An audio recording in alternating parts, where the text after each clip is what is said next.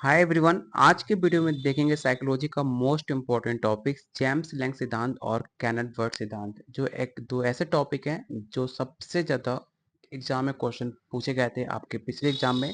तो इस टॉपिक को आज के वीडियो में कंप्लीट कवर करने वाले हैं। तो चलिए शुरू करते हैं आज का पहला क्वेश्चन।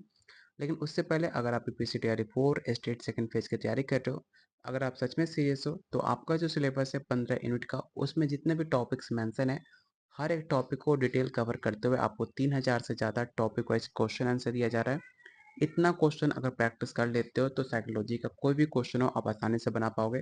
साथ में क्लास 11-12 का chapter wise question answer, topic wise theory, previous year question answer, जिस पैटर्न और क्वेश्चन का लेवल आप जान पाओगे कि प्रीवियस ईयर क्वेश्चन में किस तरह का पैटर्न था, क्वेश्चन का लेवल क्या था, जो काफ़ी इंपॉर्टेंट होता है किसी भी एग्जाम को क्वालिफाई करने के लिए। साथ में अगर आप बीपीएससी या स्टेट की तैयारी कर रहे हैं, कंप्लीट आपको 150 मार्क्स का नोट्स मिलेगा। इसके सिवा कुछ भी आपको एक्स्ट्रा कहीं से भी कुछ लेना नहीं पड़ेगा, जिसमें आपको बीपीएससी के अंदर GK GS, math, reasoning, language paper जो 70 मार्क्स का आपका एक्स्ट्रा पेपर होता है उसे आपको कंप्लीट मिलेगा। साथ में आर्ट्स ऑफ टीचिंग का कंप्लीट 150 मार्क्स का नोट्स, जिसके अंदर arts of teaching and other skill आपको दिया जाएगा। ये सब कुछ मिलेगा सिर्फ और सिर्फ आपको 500 में, जो आप इस नंबर पे कॉल और व्हाट्सअप करके ले सकते हो। जो डेली बहुत सारे बच्चे ज्वाइन कर रहे हैं, अगर आप भी सीरियस हो तो इस नंबर पे कॉल व्हाट्सअप करके ले सकते हैं। साथ में आपको प्रॉपर गाइड भी किया जाएगा, क्या पढ़ना है, किस टॉपिक पे ज़्यादा फोकस करना है, किस टॉपिक को बिल्कुल भी टच नहीं करना, हर एक चीज़ आपको डिटेल में बताया जाएगा। तो चलिए शुरू करते हैं आज का पहला क्वेश्चन। पहला क्वेश्चन है, जेम्स लैंग सिद्धांत के अनुसार भावना का अनुभव होने पर घटनाओं का सही क्रम क्या है? तो एक बार इन सारे ऑप्शन को देखिए और ध्यान से पढ़िए और बताइए इसका सही क्रम क्या होता है। भावना का अनुभव की घटनाओं का सही क्रम क्या होता है? ये सेम क्वेश्चन आपके एग्जाम में पहले भी पूछे जा चुके हैं।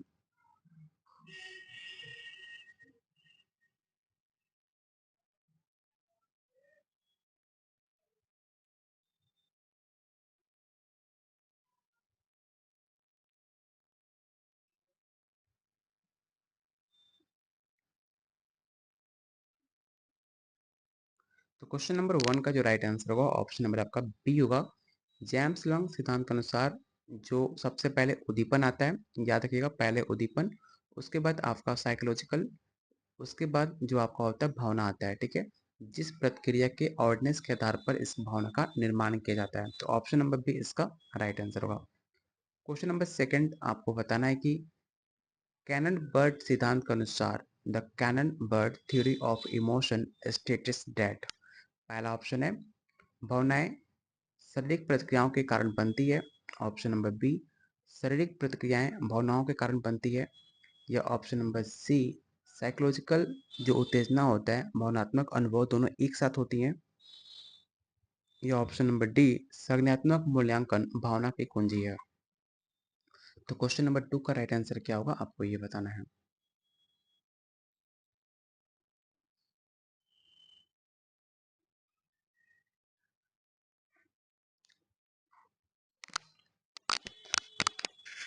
तो क्वेश्चन नंबर 2 का जो राइट आंसर होगा, ऑप्शन नंबर आपका सी हो जाएगा।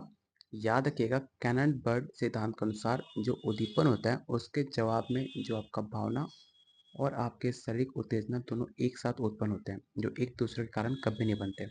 तो इसका राइट आंसर होगा ऑप्शन नंबर सी।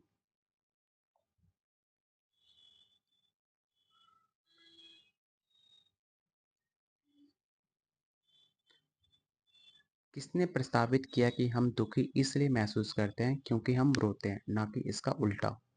पहला option Walter Cannon, Philip Bard, William James या स्टैनली स्ट्रेचर।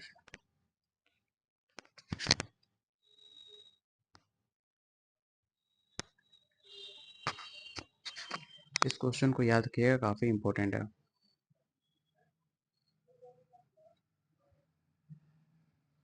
तो अगर आपने, ये बहुत फेमस कोट है विलियम जेम्स का, जो एक प्रसिद्ध उदाहरण भी माना जाता है कि हम दुखी इसलिए नहीं होते कि हम रोते हैं, बल्कि हम इसलिए रोते हैं क्योंकि हम दुखी हैं।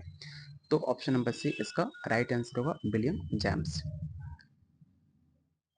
कैनेड द्वारा जेम्स लैंग सिद्धांत की एक प्रमुख आलोचना कौन सी थी? इन ऑप्शन को पढ़िए और बताइए राइट आंसर क्या होगा।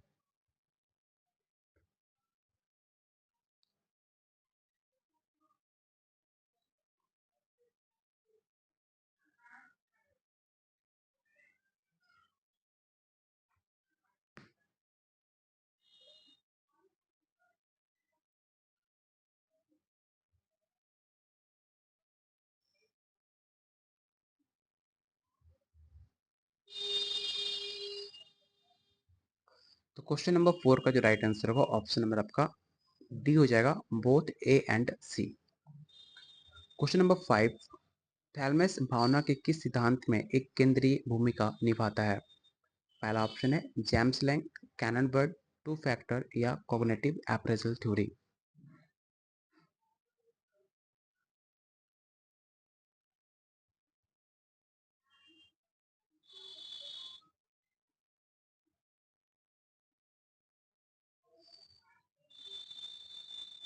तो क्वेश्चन नंबर 5 का जो राइट आंसर होगा ऑप्शन नंबर आपका बी हो जाएगा। कैनन बर्ड सिद्धांत के अनुसार जो थैलेमस उद्दीपन होता है उसे प्राप्त करता है और उसे दो भागों में भेजता है। पहला सेरेब्रल कॉर्टेक्स जो आपके भावना के लिए होता है, दूसरा होता है शारीरिक अंग जो उत्तेजना के लिए होता है। तो दो भागों में इसे डिवाइड कर देता है, इसे याद रखिएगा। एक होता है सेरेब्रल कॉर्टेक्स, दूसरा होता है शारीरिक अंग। तो ऑप्शन नंबर बी इसका राइट आंसर होगा। अगला क्वेश्चन, यदि आप एक सांप देखते हैं और आपका दिल धड़कने लगता है, ठीक उसी समय आप डर महसूस करते हैं, तो ये किस सिद्धांत का समर्थन करता है? ये सेम क्वेश्चन आपके प्रीवियस ईयर क्वेश्चन में पूछा जा चुका है, इसे याद रखना काफ़ी इंपॉर्टेंट है। पहला ऑप्शन है James Lange, Cannon Bard, Schachter Singer या लॉजरस सिद्धांत।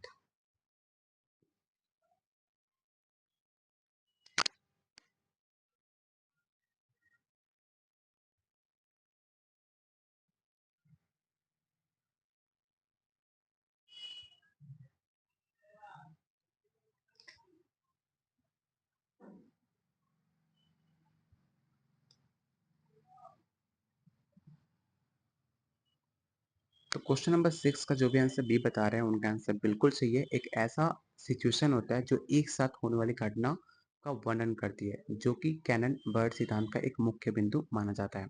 Option number B. अगला क्वेश्चन, लड़ो या भागो प्रतिक्रिया की अवधारणा सबसे सीधी तौर पर किससे साथ जुड़ी होती है? ये भी सवाल आपके प्रीवियस ईयर क्वेश्चन का सवाल है जो काफ़ी इंपॉर्टेंट है। हर बार ये सवाल आपके एग्जाम में पूछा जाता है, इसलिए मैंने कहा था कि जो आपको 30 क्वेश्चन का मैं सेट देता हूँ, अगर आप ईमानदारी से सारे क्वेश्चन अटेम्प्ट करते हो तो आपके पेपर में डायरेक्ट आपको क्वेश्चन देखने को मिलेगा। पहला ऑप्शन है भावना के संज्ञानात्मक पहलू, भावना के शारीरिक पहलू, भावना के व्यवहारिक पहलू या भावना के सामाजिक पहलू। सेम क्वेश्चन है फाइट और फ्लाइट।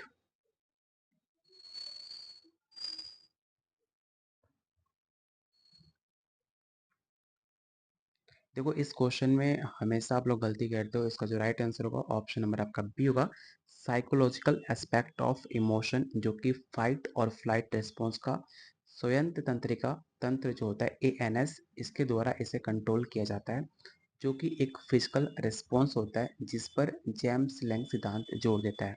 तो ऑप्शन नंबर बी इसका राइट आंसर होगा। अगला क्वेश्चन है, कौन सा सिद्धांत ये सुझाव देता है कि शारीरिक प्रतिक्रिया को हटाने से भावनात्मक अनुभव समाप्त हो जाएगा? इन ऑप्शन को Cannon Bard, James, two factor या विरोधी प्रक्रिया सिद्धांत। तो बताइए क्वेश्चन नंबर 8 का राइट आंसर क्या होगा?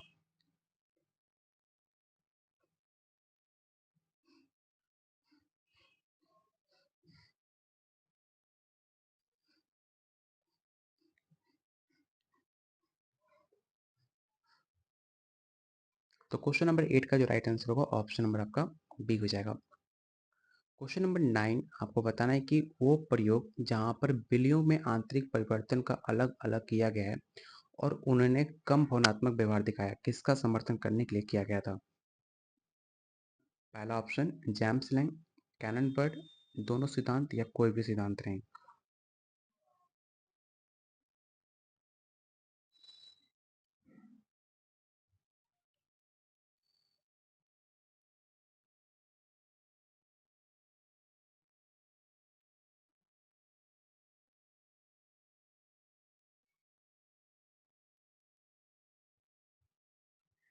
तो जो भी आंसर सी कह रहे हैं उनका आंसर बिल्कुल गलत है। इसका जो राइट आंसर होगा ऑप्शन नंबर आपका ए होगा। ए क्यों होगा? क्योंकि जो कैनन और बर्ड ने ये प्रयोग किया था जिसमें बिल्लियों का जो दिमाग होता है और उनका जो शरीर होता है, दोनों का बीच का जो संबंध होता है उन्होंने तोड़ दिया था, जिसकी वजह से जो आपका भावनात्मक व्यवहार होता है वो काफ़ी कम हो गया। जेम्स लैंग सिद्धांत की भविष्यवाणी का ये समर्थन किया कि शारीरिक प्रतिक्रिया के बिना भावना नहीं हो सकती। अगर आप फिजिकल रिस्पॉन्स नहीं करते हो तो जो आपका इमोशन है वो बिल्कुल भी परिवर्तन नहीं होगा। जब तक आप फिजिकल रिस्पॉन्स करोगे तो ही आपका इमोशन प्रकट होगा। जेम्स लैंग थ्योरी में ये बताया गया है। तो ऑप्शन नंबर ए इसका राइट आंसर होगा। क्वेश्चन नंबर 10 आपको बताना है कि एक स्टेटमेंट है जिसमें लिखा गया है कि हम डरते हैं क्योंकि हम भागते हैं। किस सिद्धांत का ये सारांश है? और इस क्वेश्चन को आप रट्टा मारना, नेक्स्ट पेपर में आपको 100% ही देखने को मिलेगा। तो इस क्वेश्चन को याद रखना।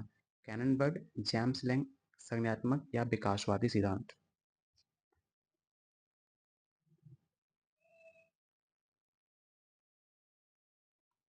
तो जो ये स्टेटमेंट है, हम डरते हैं क्योंकि हम भागते हैं, ये एक सरल कोट है जेम्स लैंग सिद्धांत का, जिसमें आपको व्यवहार और शारीरिक प्रतिक्रिया की भावना को कारण मानता है। तो ऑप्शन नंबर बी इसका राइट आंसर होगा। क्वेश्चन नंबर 11 आपको बताना है कि किस सिद्धांत में जेम्स लैंग सिद्धांत के प्रत्यक्ष, प्रत्युत्तर और आलोचना के रूप में विकसित किया गया था। इन ऑप्शन को पढ़िए और राइट आंसर बताइए क्वेश्चन नंबर 11 का। और जिन्होंने अभी तक वीडियो को लाइक नहीं किया तो प्लीज़ वीडियो को लाइक और शेयर जरूर करना, क्योंकि आप लाइक और शेयर करोगे तो ही आपके लिए और इम्पोर्टेंट क्वेश्चन हम लेकर आएंगे, जिससे हमें पता चलेगा वीडियो को पसंद आ रही है और आप कंटेंट और चाहते हो बेटर। और एक और चीज़ आप कर सकते हो, अगला टॉपिक किस टॉपिक पर देखना चाहते हो अगला वीडियो, उस टॉपिक का नाम भी आप मुझे सजेस्ट कर सकते हो कि अगला वीडियो किस टॉपिक पे आप देखना चाहते हो। उस टॉपिक पे आने वाली वीडियो हम उस टॉपिक पे कवर करेंगे जो काफ़ी इंपॉर्टेंट होगा उस टॉपिक से। तो क्वेश्चन नंबर 11 का जो भी आंसर कह रहे हैं ए सी, उनका आंसर गलत है। इसका जो राइट आंसर होगा ऑप्शन नंबर आपका बी होगा। क्वेश्चन नंबर 12 आपको बताना है कि कैनन के अनुसार भावनात्मक अनुभव का केंद्र कहाँ पर स्थित है? पहला ऑप्शन है autonomic nervous system, option number B है cerebral cortex, option number C thalamus या option number D spinal cord.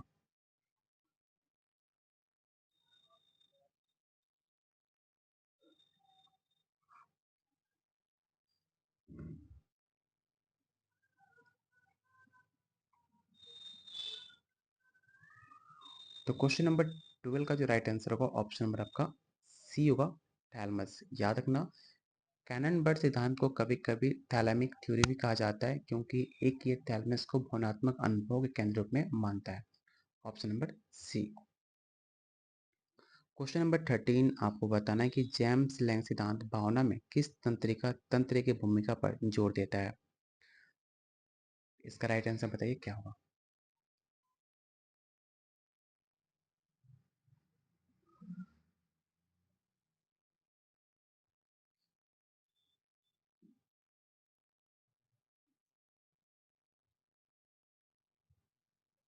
तो क्वेश्चन नंबर 13 का जो भी बी का आंसर गलत है, उनका राइट आंसर होगा ऑप्शन नंबर सी, क्योंकि जेम्स लैंग सिद्धांत जो होता है एएनएस, जो हार्ट रेट और स्वेटिंग आदि को कंट्रोल करता है, जो आपका हार्ट बीट होता है, जो आपके पसीना आते हैं उसको कंट्रोल करने का काम करता है एएनएस, जो कि आपकी जेम्स सिद्धांत पर केंद्रित होता है। ये मानते हुए कि इन परिवर्तन को इंटरप्रिटेशन का भावना माना जाता है। तो ऑप्शन नंबर सी इसका राइट आंसर होगा। क्वेश्चन नंबर 14, यदि कोई व्यक्ति रीढ़ की हड्डी में चोट के कारण अपनी फिजिकल उत्तेजना महसूस नहीं कर सकता, तो कौन सा सिद्धांत उसके इमोशनल इंटेंसिटी को कमी की भविष्यवाणी करेगा? देखो, मैंने जस्ट आपको बताया था, इसका क्वेश्चन काफ़ी आसान है, इसमें किसी का भी गलती होना नहीं चाहिए। तो बताइए इसका राइट आंसर क्या होगा।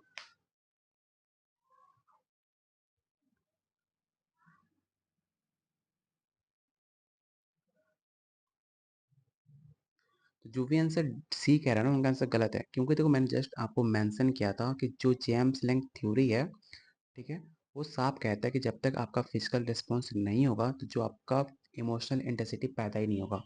ठीक है, दोनों आपका फिजिकल रिस्पॉन्स होगा तो ही जाकर आपका इमोशनल इंटेंसिटी बढ़ेगा। इसलिए इसका जो राइट आंसर होगा ऑप्शन नंबर आपका बी होगा, सी नहीं होगा। क्वेश्चन नंबर 15 आपको बताना है कि ये विचार की भावनाएं हम अपने पर्यावरण के अनुकूलन होने में मदद करती है, किस सिद्धांतकार के दृष्टिकोण का एक प्रमुख बात है? पहला ऑप्शन है Cannon, option B Bard, option number C James या ऑप्शन नंबर डी सैचेटर।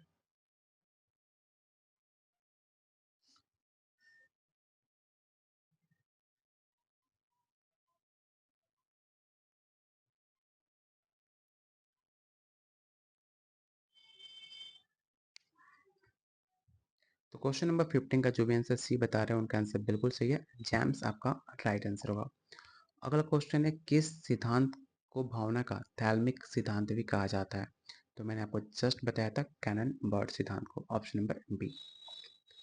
अगला क्वेश्चन है, जेम्स लैंग सिद्धांत का प्राथमिक फोकस भावना के किस पर है? कॉग्निटिव एस्पेक्ट पर, साइकोलॉजिकल एस्पेक्ट पर, एक्सप्रेसिव एस्पेक्ट पर या सोशल एस्पेक्ट पर?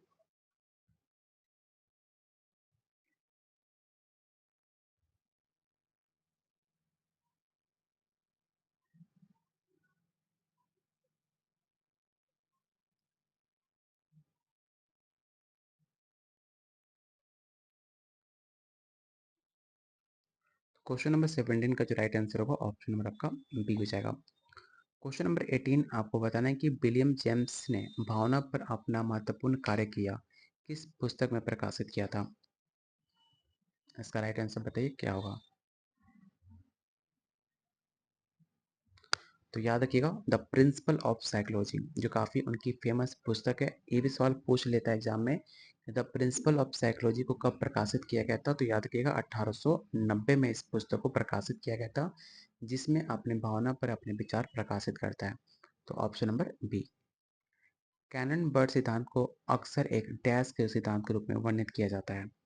इसका राइट आंसर बताइए क्या होगा।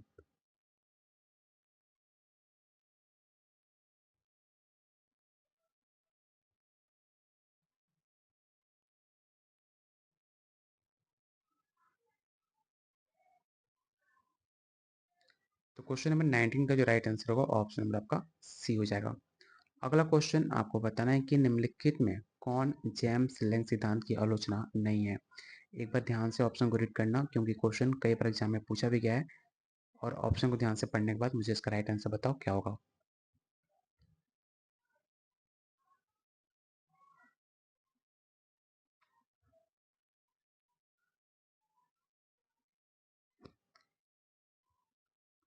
तो क्वेश्चन नंबर 20 का जो भी आंसर बी बता रहे हैं उनका आंसर बिल्कुल सही है कि जेम्स लैंग सिद्धांत की एक मुख्य मान्यता यह है कि इसकी आलोचना नहीं है, बल्कि विकल्प कैनन द्वारा इसे प्रस्तुत की गई आलोचनाएं मानी जाती है। तो ऑप्शन नंबर बी इसका राइट आंसर होगा।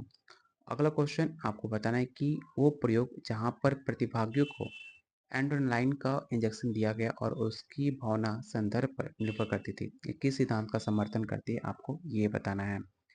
पहला option James Lange, Cannon Bard, Schachter Singer या डार्विन?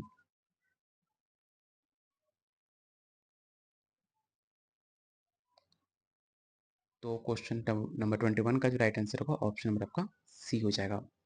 अगला क्वेश्चन आपको बताना है कि ये धारणा कि चेहरे के भाव की प्रतिक्रिया हमारी भावनात्मक स्थिति को प्रभावित कर सकती है, सबसे अधिक किससे संबंधित है? तो क्वेश्चन नंबर 22 का राइट आंसर क्या होगा आप मुझे कमेंट बॉक्स में बताना। मैं इतना बता देता हूँ कि फेशियल फीडबैक हाइपोथेसिस जो होता है, एक चेहरे की प्रतिक्रिया परिकल्पना के बारे में बात की गई है, जो ये बताते हैं कि चेहरे की मांसपेशियां भी हलचल की भावना को प्रभावित कर सकती है। तो इसका जिक्र किस वैज्ञानिक ने किया था, आपको इसका आंसर कमेंट बॉक्स में बताना है क्वेश्चन नंबर 22 का। साथ में अगर आप हमारे साथ एग्जाम की तैयारी करना चाहते हैं तो आपको सिर्फ वन टाइम पेमेंट करना है 500, और आप कंप्लीट नोट्स ले सकते हो अपने एग्जाम के लिए। और साथ में वीडियो को लाइक और शेयर जरूर करना। लेने के लिए आप मुझे इस नंबर पे व्हाट्सएप कॉल कर सकते हो, जो डेली बहुत सारे बच्चे ज्वाइन कर रहे हैं। अगर आप भी चाहते हो फर्स्ट अटेम्प्ट में पेपर क्वालिफाई करना, तो आप इस नंबर पर कॉल व्हाट्सएप कर सकते हो। साथ में आपको प्रॉपर गाइड किया जाएगा कैसे एग्जाम की तैयारी करनी है, किस टॉपिक पे फोकस करना है, आपको हर एक चीज़ बताया जाएगा। कोई भी डाउट होता है आप मुझे इस नंबर पे कॉल व्हाट्सएप कर सकते हो। मिलते हैं बहुत जल्द अगले वीडियो में, तब तक लकी पहुँचेंगे।